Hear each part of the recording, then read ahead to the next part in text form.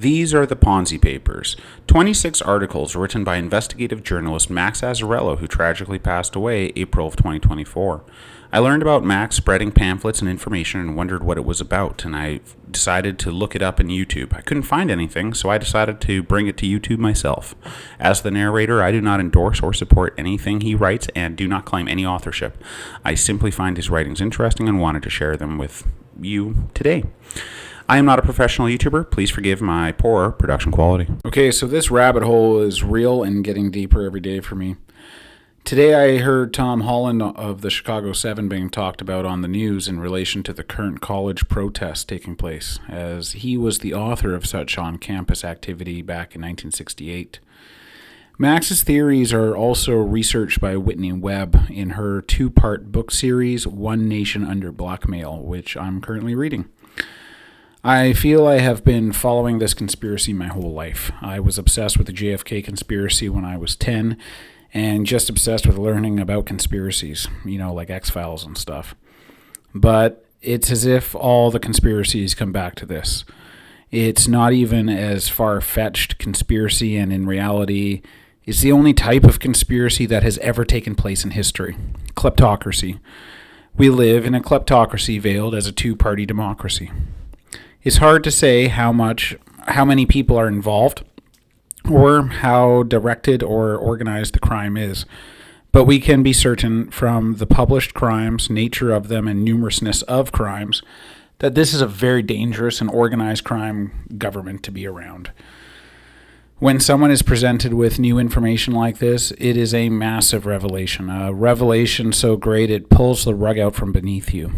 The change is so great it causes a type of grieving before acceptance. You may be experiencing anger, you may be bargaining, you certainly have been in denial. We have all been in denial, I've been in denial. When you are ready and move to acceptance, you are left with what to do. Max took the most drastic action I've ever heard of, and I am still in shock by both his revelations and his actions. And we're going to continue this journey, but I don't know how long it's going to continue for.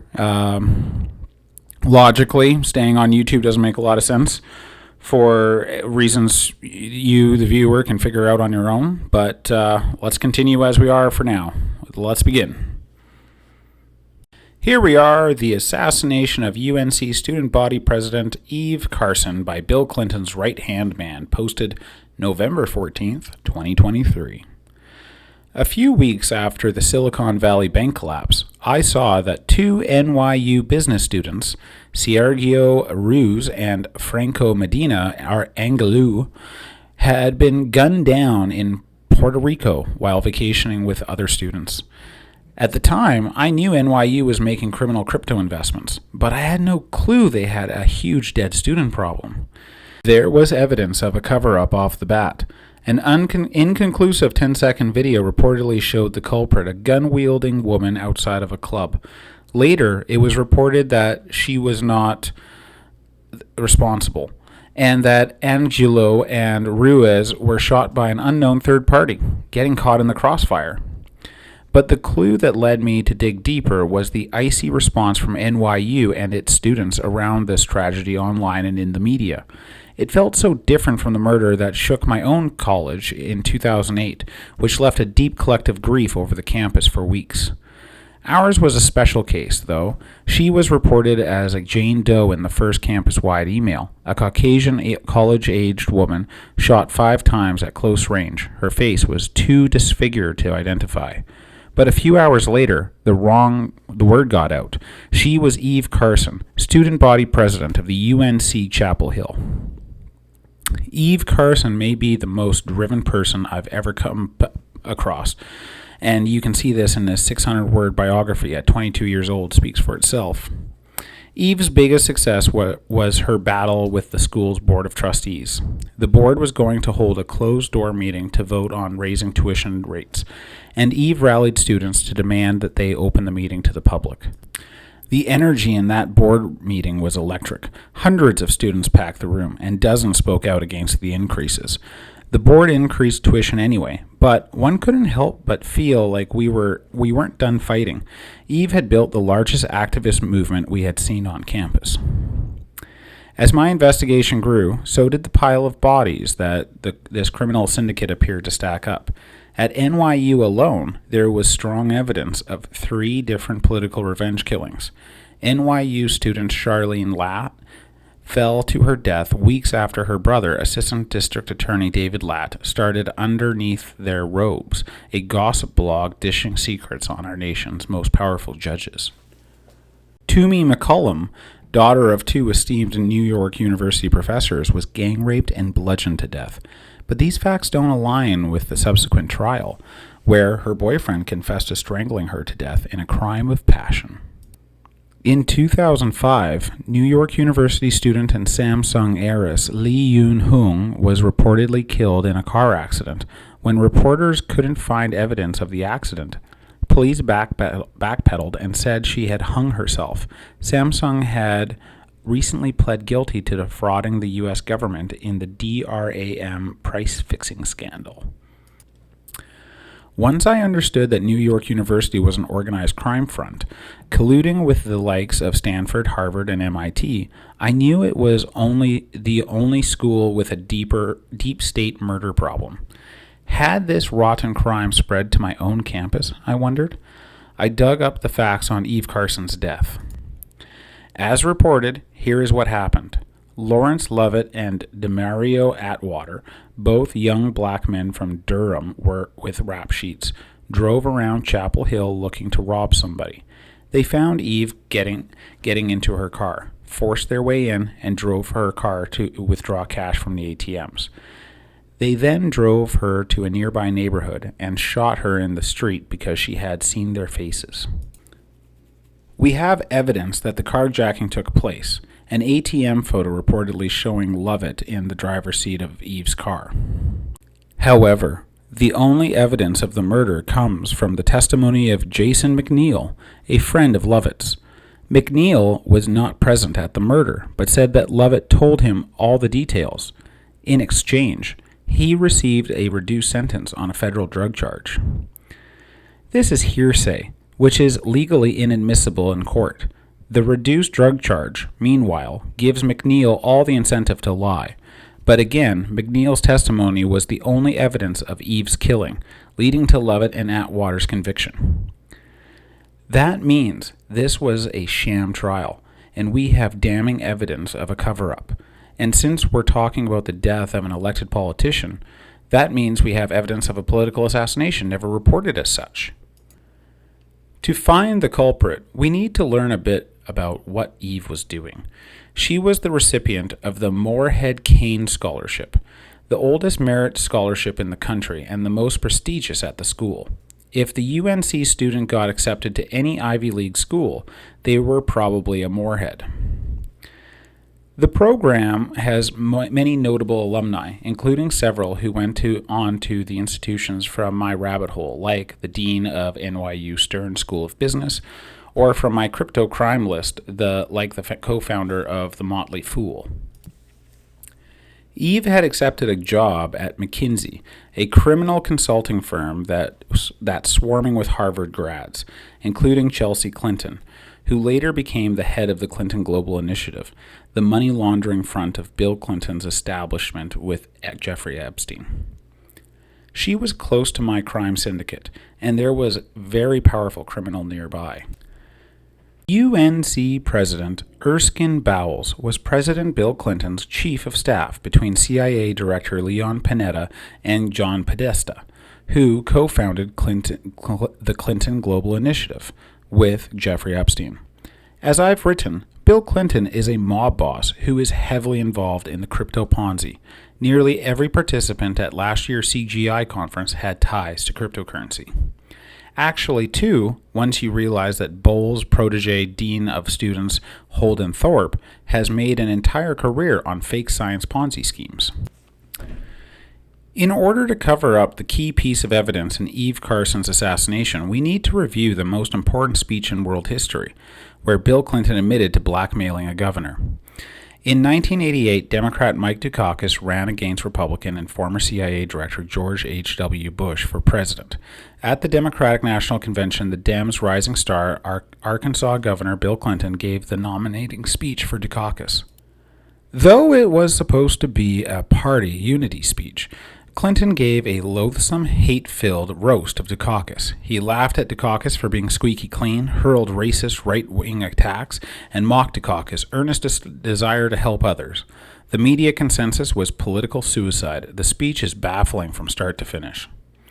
Unbeknownst to the public at the time, actor Rob Lowe was blackmailed with a teen sex tape that, at the same event days prior, where Lowe was supporting Dukakis. Once we know that blackmail was afoot, and we know that Clinton later established his CGI money laundering operation with teen sex blackmail artist Jeffrey Epstein, we are able to understand Clinton's speech in full. Bill Clinton is a mob boss who is slyly admitting to trying to blackmail Dukakis, hinting at his wife's drinking problem that would be revealed to the public the following year. Clinton gleefully admits motive. He did it because Dukakis was an honorable man who thought his job was to help people, and Bill Clinton was a mob boss who was secretly on Bush's side. What makes it the most important speech in history is that it means the American public has been victim of a bipartisan con since 1988. The cross-party fighting between Republican and Democrats stands in the way of getting anything done is a complete lie, with both parties taken over by this network of con artists. With all of the above in hand, we turn to the celebration of Eve Carson, held weeks after her death, where Erskine Bowles, Clinton's former lackey, gave a speech. The program begins with a video created by a documentary film class that followed the Moorhead scholars on their service work abroad. It's a slideshow of Eve's time in Ecuador as she narrates it in voiceover. She describes her appreciation for her host family, grateful for their kindness and hospitality. She would help them feed their animals and collect eggs each morning. She shadowed at the nearby hospital where she assisted in the emergency room and taught English to local children at night school because the children had to work all day. Eve's voiceover continues. I think that one of the most important lessons I learned was that poverty is not a pitiable thing. I saw a respect for poverty, a respect for a non-material way of life. It's spoken without arrogance or paternalism, but with the humility of someone who was honored that the people shared this wisdom with her. This is the Eve Carson I remember, earnest, willing to learn, and the only person inspiring enough to make me politically active in my Bush Light era. After a brief pause, her voiceover closes out the presentation. It's just great to realize you can take it, and I learned over the summer that I can take it. This, of course, was not in continuation of her thoughts on poverty. It's a jarring audio clip, especially to close out the video. It's spoken with a harshness that suggests an anti-Eve Carson, someone who would see people in need and would take instead of give, who would crush instead of welcome, who would con instead of serve.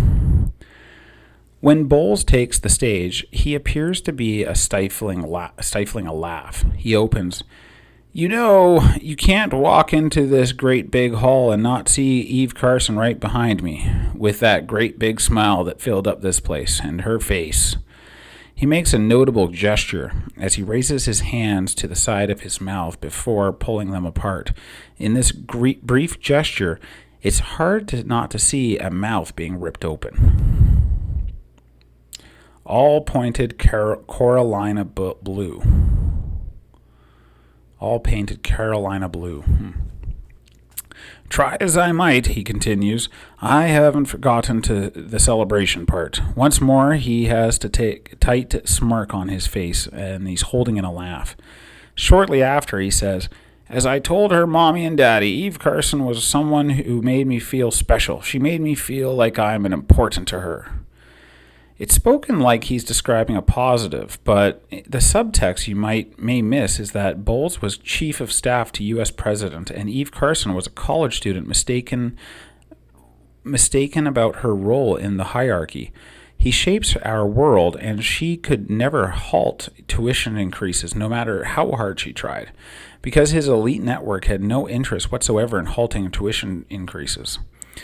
Next, Eve had scheduled a meeting with me to talk about the future, stifles another laugh, of our university. Then he ponders how best to honor Eve's memory. I decided that what we need to do is maybe just work a little bit harder. There is more than a hint of mockery in his voice as he offers this weak, empty, and incoherent solution to any of the problems we face, as if he sarcastically is repeating Eve's words. It's reminiscent of Clinton's speech, where he mocks Dukakis for imploring him to try to improve issues of poverty and homelessness. We can apply Occam's razor to any of these facts and arrive nowhere near evidence of an assassination. College kids screwed up the voiceover audio. The hand gesture was unintentional. His laughs are out of nervousness, and I'm mistaken about what mockery sounds like. But we don't need to apply it to any of these facts. We need to apply it to all of them. And then we need to remember that only evidence of Eve Carson's murder was hearsay, that Bowles' old boss started a multi-billion-dollar company with the most famous blackmail artist in history, that other schools in this orbit have wildly suspicious student deaths, and that Bill Clinton either blackmailed a governor and admitted it, offering the exact same motives because Eve Carson and Mike Dukakis thought their job was to help the public. Occam's razor suggests that Erskine Bowles is as ruthlessly criminal as Bill Clinton, and he assassinated Eve Carson because she was a thorn in his side who needed to be taught a lesson.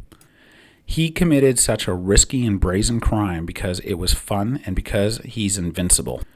You would too if your boss blackmailed a governor and then became one of the most powerful people on earth. Importantly, Eve Carson was not a powerless nuisance, though criminals like Bill Clinton and Erskine Bowles would never admit to it themselves. Eve Carson was an existential threat to them, and so was Mike Dukakis. The way you defeat rotten corruption is with honest leadership, with openness and determination, with caring people who see the goodness in others and are honored to help those who need it most. That's why Eve Carson was assassinated, and why Mike Dukakis was blackmailed, because they were powerful enough to take down every last one of them. Rest in peace, Eve. Thank you for everything you did and stood for.